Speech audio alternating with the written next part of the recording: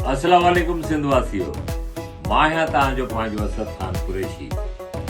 Indus valley family festival fair hall में थी रहियो आहे 12 डिसंबर, 13 डिसंबर, 14 डिसंबर ते, जंहिंमें ॿारनि जे लाइ रांदीका हूंदा, गेम्स भी हूंदियूं, झूला भी हूंदा ऐं उन खां अलावा म्यूज़िक जो भी तड़को हूंदो, धूम धड़ाको हूंदो म्यूज़िक जो।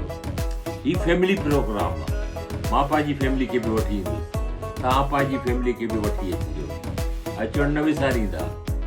इंडस वैली फैमिली फेस्टिवल में फेयर हॉल में 12 डिसंबर, 13 डिसंबर, 14 डिसंबर ते। सिंध सलामत, था सलामत, सदाईं गॾु।